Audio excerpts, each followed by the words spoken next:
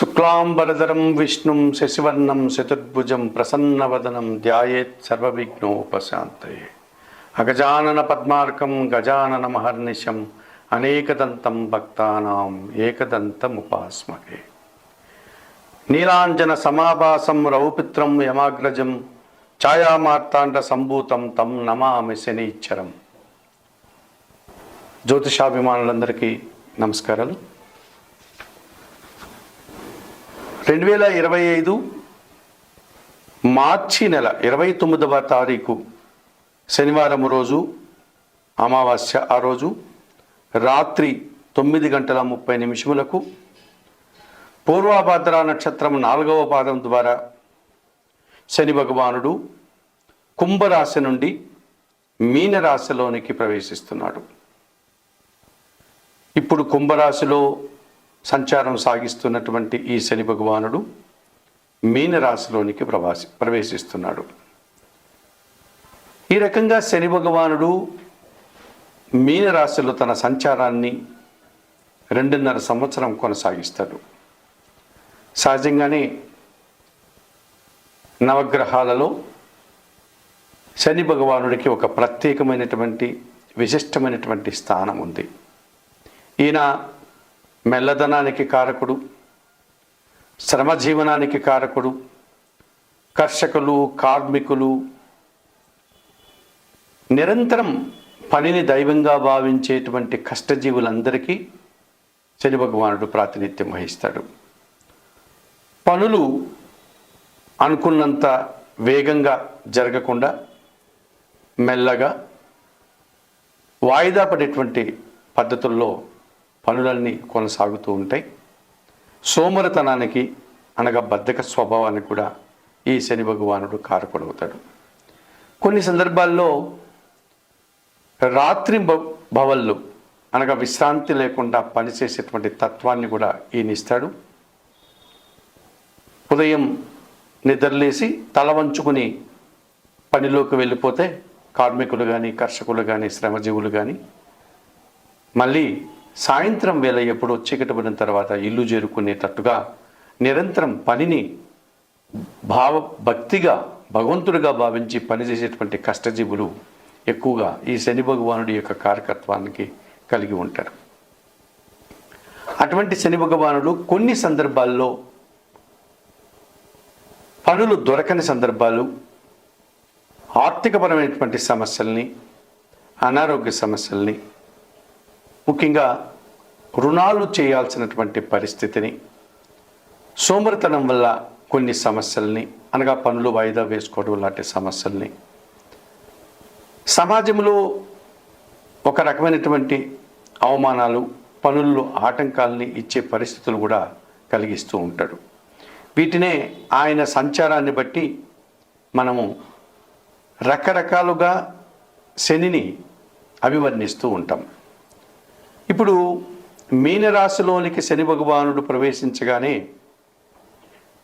ఏలినాటి శని ఏ రాశుల వారికి ఉంటుంది అని కనుక మనం పరిశీలిస్తే, ముందుగా ఈ ఏలిన నాటి శని అనగా 7 సంవత్సరములు శని పరిపాలించేటువంటి రాశులు ఏవి అని మనం ఆలోచిస్తే, ఇందులో ప్రధానంగా 3 రాశులు ఏలిన నాటి శని ప్రభావాన్ని కలిగి ఉంటాయి. అందులో మొదటిది మేషరాశి వారు.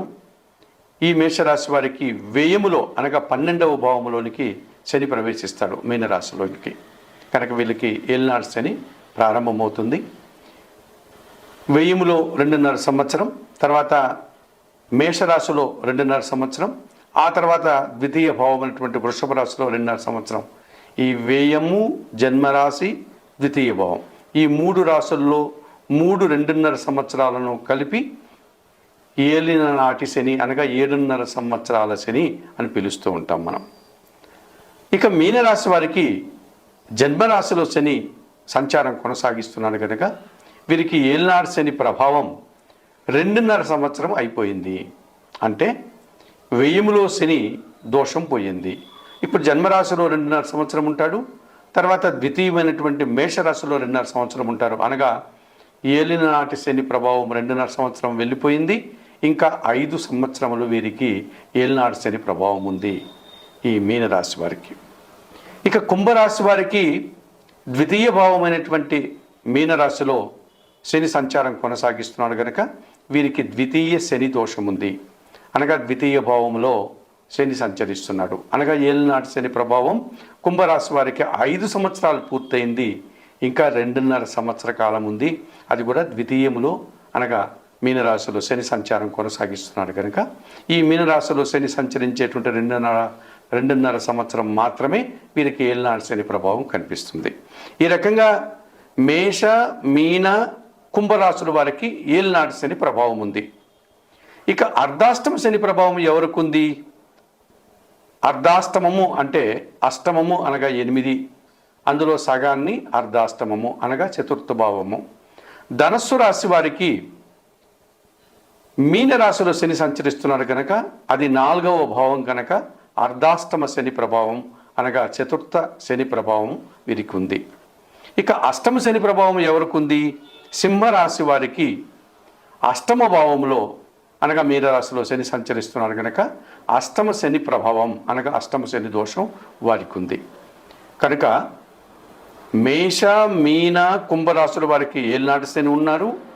మీనరాశులకి శని రావడం వల్ల ఈ 3 రాశులకి ఏలినాటి శని ప్రభావం ఉంది. ఈ మేష మీన కుంభరాశులకు. ధనస్సు రాశి వారికి చతుర్థ భావం అనగా అర్ధాష్టమ శని ప్రభావం ఉంది. సింహరాశి వారికి అష్టమ శని ప్రభావం ఉంది. మరి శని ఎవరికైనా బాగా 100% శుభ ఫలితాలని శని యోగాన్ని ప్రసాదిస్తాడా అని పరిశీలిస్తే శని యోగం ఇచ్చేటువంటి రాశులు కూడా 100% శుభ ఫలితాలను ఇచ్చేటువంటి రాశులు కనిపిస్తున్నాయి. ఇందులో వృషభ రాశి వారికి లాభభావములో 11వ భావంలో శని సంచరించడం వల్ల వీరికి 100% శుభ ఫలితాలు రావడానికి అవకాశం ఉంటుంది. తులారాశి వారికి షష్ఠమ భావంలో అనగా విక్రమ భావంలో శని సంచరిస్తున్నాడు కనుక వీరికి కూడా శని 100% యోగించేటువంటి పరిస్థితి కనిపిస్తుంది. మకర రాశి వారికి తృతీయ భావంలో అనగా 3వ భావంలో శని సంచారం కూడా 100% శుభ ఫలితాలను అందిస్తుంది. కనుక శని యోగం వల్ల వృషభ రాశి వారికి లాభభావంలో శని, తులారాశి వారికి షష్ఠమ భావంలో శని, మకర రాశి వారికి తృతీయ భావంలో శని 100% శుభ ఫలితాలను అందిస్తారు. అలాగే శని ఒక 50% నుంచి 60% వరకు శుభ ఫలితాలను అందించేటువంటి రాశులు కూడా ఒక 2 కనిపిస్తాయి మనకు. ఇందులో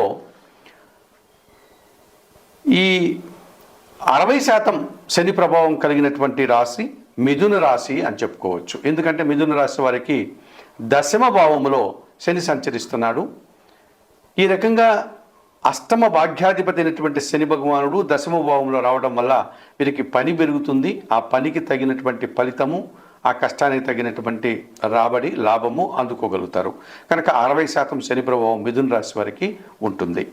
ఇక శని ఒక 30-40% మాత్రమే యోగిస్తూ ఎక్కువ ఇబ్బందులు కలిగించేటువంటి రాశులు ఏవైనా ఉన్నాయా అని పరిశీలిస్తే కర్కాటక రాశి వారికి భాగ్యభావంలో శని సంచరిస్తున్నాడు. ఇది వారికి 30-40% శుభ ఫలితాలు ఇస్తుంది. మిగతా వారికి ప్రతికూల ఫలితాలు ఇచ్చేటువంటి వాతావరణం కనిపిస్తుంది. అలాగే కన్యా రాశి వారికి సప్తమ శని ప్రభావం ఉంది. ఆ రకంగా వీరికి కూడా ఒక 30-40% శుభ ఫలితాలు రావడానికి అవకాశం ఉంది. మరి వృశ్చిక రాశి వారికి పంచమ శని ప్రభావం ఉంది. వీరికి కూడా 30-40% శని ప్రభావం రావడానికి అవకాశం కనిపిస్తుంది. ఇప్పుడు ఈ శని భగవానుడు 2025 మార్చి 29వ తారీఖు శనివారం అమావాస్య రోజున మీనరాశిలోనికి రావడం వల్ల ఈ 12 రాశుల వారికి శని ప్రభావం వల్ల ఎటువంటి సుఫలితాలు ఉంటాయి అన్న విషయాన్ని మనము తెలుసుకోబోతున్నాం. కుంభరాశి వారికి మీనరాశిలో శని సంచారం ఎటువంటి ఫలితాలను అందిస్తుంది?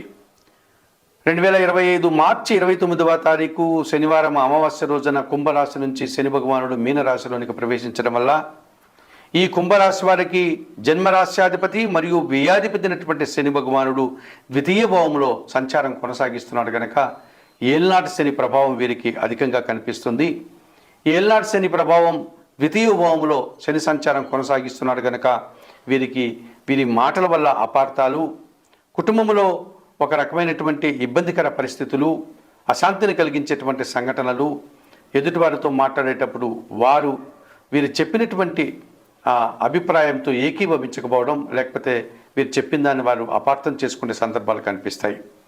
ఆర్థిక సమస్యలు అధికమవుతాయి. కుటుంబపరమైనటువంటి సమస్యల్ని మీరు ఈ రాబోయేటువంటి 2.5 సంవత్సర కాలంలో ఎదుర్కోవాల్సి ఉంటుంది. శరీరంలో ఒక రకమైనటువంటి బద్ధక స్వభావం అధికమవుతుంది. పనులన్నీ కూడా మీరు వాయిదా వేసుకోవడం, ఆ వాయిదాలు వేసుకోవడం వల్ల మీకు రావాల్సినటువంటి ఆదాయము నిర్విఘ్నంగా జరగాల్సిన పనులంతా కూడా జరగకుండా అవి కుంటుపడ్డం, ఇలాంటి సమస్యలు ఎదుర్కోవాల్సి ఉంటుంది. వ్యవసాయ రంగంలో నష్టాలు పెరుగుతాయి, వ్యాపార రంగంలో నష్టాలు పెరుగుతాయి, అనుకున్న పనులు జరగలేకపోతాయి, వాహన సమస్యలు అధికమవుతాయి. ఎక్కడైనా ప్రయాణాలు చేయాలంటే ప్రయాణాల్లో కూడా మీరు సమస్యలను ఎదుర్కొని ఆ కార్యక్రమాన్ని మీరు వాయిదా వేసుకొని తిరిగి వెనక్కి రావాల్సిన సందర్భాలు కూడా కనిపిస్తాయి. ఈ కుంభరాశి వారికి శారీరకమైనటువంటి సమస్యలతో పాటు కుటుంబ సమస్యలు, సమాజంతో సమస్యలు ఏర్పడడానికి అవకాశం కనిపిస్తుంది. అధికంగా నష్టాలు, ఆర్థిక సమస్యలు, అనారోగ్య సమస్యలు మిమ్మల్ని వెంటాడుతాయి. ఈ రకంగా కుంభరాశి వారు ద్వితీయ శని దోషంతో ఎక్కువ ఇబ్బందులు కొని తెచ్చుకున్న వారుగా మనకు రాబోయేటువంటి రోజులు కనిపిస్తున్నాయి.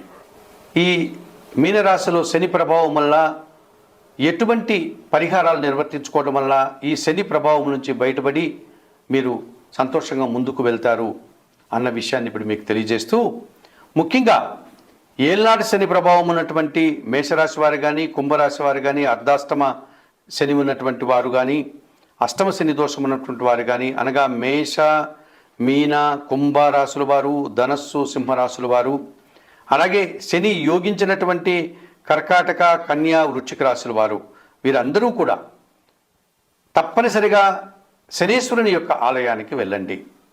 శనీశ్వరుని ఆలయానికి వెళ్ళి స్వామివారిని సందర్శించుకొని అక్కడ అందుబాటులో ఉన్నటువంటి పూజాది కార్యక్రమాలు నిర్వర్తించండి. మనకు తమిళనాడులో కుంభకోణానికి దగ్గరలో తిరునల్లారు అన్నటువంటి ఊరిలో శనీశ్వరుని యొక్క ఆలయం ఉంది. అక్కడికి వెళ్ళి స్వామివారిని సందర్శించి అక్కడ మీరు పూజాది కార్యక్రమాలు నిర్వర్తించుకోవచ్చు. అలాగే మహారాష్ట్రలో షిర్డీ సాయినాథుని ఆలయానికి సమీపంలో శని సింగనాపురం అనేటువంటి మరొక శనీశ్వర ఆలయం ఉంది. అక్కడికి వెళ్ళి మీరు శనీశ్వర స్వామిని సందర్శించి అక్కడ అందుబాటులో ఉండే పూజాది కార్యక్రమాలు నిర్వర్తించుకోవచ్చు. ఆంధ్ర రాష్ట్రంలో మందవల్లి అనేటువంటి ప్రాంతంలో శనీశ్వర యొక్క ఆలయం ఉంది. అక్కడికి వెళ్ళి అందుబాటులో ఉండే పూజాది కార్యక్రమాలు నిర్వర్తించుకోవచ్చు. ఇంకా అక్కడక్కడ చెదురుమదురుగా శనీశ్వర ఆలయాలు ఉన్నాయి. వాటిని సందర్శించి మీరు శనీశ్వరునికి పూజలు నిర్వర్తించుకోవచ్చు, అభిషేకాది కార్యక్రమాలు నిర్వర్తించుకోవచ్చు. ఒకవేళ అంతటి దూరం వెళ్ళలేని వారు, శనీశ్వర స్వామిని దర్శనం చేసుకోలేని వారు శనివారం రోజున ఆంజనేయ స్వామి ఆలయానికి కానీ లేకపోతే పరమశివుని ఆలయానికి కానీ వెళ్ళి పూజాది కార్యక్రమాలు నిర్వర్తించండి. వయోవృద్ధులకు మీ చేతనైనంత వరకు సహాయం చేయండి. ఆహార పానీయాలు అందించండి. గోవులకు సేవ చేయండి. 1 కేజీ నల్లద్రాక్ష కానీ, నేరేడు పళ్ళు కానీ వయోవృద్ధులకు, పేదలకు దానం చేయండి. వస్త్రపానీయాలు అందించండి. శనీశ్వరునికి సంబంధించినటువంటి స్తోత్రాలను, ఈశ్వరునికి సంబంధించిన స్తోత్రాలను, సుందరకాండ పారాయణం లాంటివి చేయడం వల్ల కూడా మీరు మరింతగా ప్రశాంతంగా ఉండడానికి అవకాశం ఉంటుంది. శని భగవాను యొక్క ఐక్యతను పొందాలి అనుకున్నటువంటి వారు గాదిత్య కౌశిక చైవ పిప్పలాదో మహాముని కోనస్థ పింగళో బభ్రుహు కృష్ణ రౌద్రాంతకో యమః సౌర్హి శనీచ్ఛరో మందః పిప్పలాదేన సంస్థుతః ఏతాని దశనామాని ప్రాతరుత్తాయ యః పఠేత్ శనీచ్ఛర కృతాపీడా న కదాచిత్ భవిష్యతి. సూర్యపుత్రో దీర్ఘదేహ విశాలాక్ష శివప్రియ మందచార ప్రసన్నాత్మా పీడాం హరతు మే శని తాండవం సహజం యస్య పరమాణు స్వరూపిణః దివ్యరూపం శివం శాంతం వందే శంభుం ఉమాపతిం అని శనీశ్వరుని యొక్క స్తోత్రాన్ని కూడా చదువుకోవడం వల్ల శని ప్రభావం నుంచి మీరు బయటపడి ప్రశాంతంగా మీరు ఉండగలుగుతారు. చెప్పినటువంటి విషయాలన్నీ స్వీకరిస్తూ పరిహారాలు పాటిస్తూ ఈ శని ప్రభావం వల్ల యోగాన్ని పొందేవారు కానీ, శని ప్రభావం వల్ల ఇబ్బంది పడేవారు అందరూ కూడా శని దోషాన్ని పరిష్కరించుకునే ఆయురారోగ్యాలతో ఆర్థిక అభివృద్ధిని పొందాలని మనస్ఫూర్తిగా కోరుకుంటూ సర్వే జనా సుఖినో భవంతు. నమస్కారం.